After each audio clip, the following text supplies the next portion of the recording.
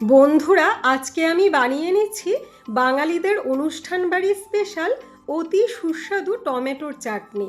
টমেটোর চাটনি বানানোর জন্য আমি এখানে 500 গ্রাম পরিমাণ টমেটো ভালো করে ধুয়ে পরিষ্কার করে নিয়েছি। এবার একটা চপিং বোর্ডের মধ্যে টমেটোগুলোকে এভাবে কেটে নিচ্ছি। এই চাটনিটা বানানোর জন্য অবশ্যই একটু নরম ধরনের লাল পাকা টমেটো তোমরা ব্যবহার করো। আর বন্ধুরা, আমরা কিন্তু জানি বাঙালিদের যে কোনো অনুষ্ঠান বাড়ির শেষ পাত চাটনি ছাড়া কিন্তু একেবারেই অসম্পূর্ণ।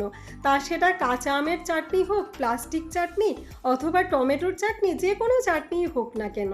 আর যেহেতু এখন সারা বছর বাজারে টমেটো অ্যাভেলেবেল থাকে, তাই বাড়িতে যে কোনো ছোটোখাটো অনুষ্ঠানেও অতিথিদের জন্য কিন্তু এরকম টমেটোর চাটনি বানিয়ে নিতে পারো। আর এই চাটনিটা বানিয়ে মোটামুটিভাবে ফ্রিজে রেখে 2-3 দিন ব্যবহার করা যেতে পারে। তো টমেটোগুলো কাটা হবার পরে আমি এইগুলোকে একটা বাটিতে এভাবে নিয়ে নিচ্ছি। আর এই চাটনিতে ব্যবহার করার জন্য প্লেটে কিছু ড্রাই ফ্রুটস নিয়ে নিয়েছি। এবার গ্যাসের মধ্যে একটা কড়াই চাপিয়ে দিয়ে খুব সামান্য পরিমাণে সর্ষের তেল গরম করে নিয়েছি। এবার ফোড়নে দিয়ে দিচ্ছি একটা শুকনো লঙ্কা এবং সামান্য পরিমাণে 5 ফোড়ন। তোমরা চাইলে 5 ফোড়নের পরিবর্তে শুধুমাত্র মৌরিও ফোড়ন দিতে পারো। তো 5 ফোড়ন আর শুকনো লঙ্কাটা ভাজা হবার পরে আমি টমেটোগুলোকে দিয়ে দিয়েছি এবং খুব সামান্য পরিমাণে নাড়াচাড়া করে নিচ্ছি।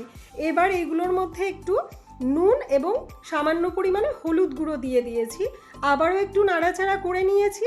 আর এই চাটনিতে কিন্তু কোনো রকম জল ব্যবহার করা যাবে না। টমেটো থেকে যে জুসটা বেরোয় সেটা দিয়েই টমেটোটা সেদ্ধ হবে। তো তোমরা দেখেছিলে আমি কিছুক্ষণের জন্য ঢাকা দিয়ে রেখেছিলাম। টমেটোগুলো দেখো কিছুটা নরম হয়ে গেছে।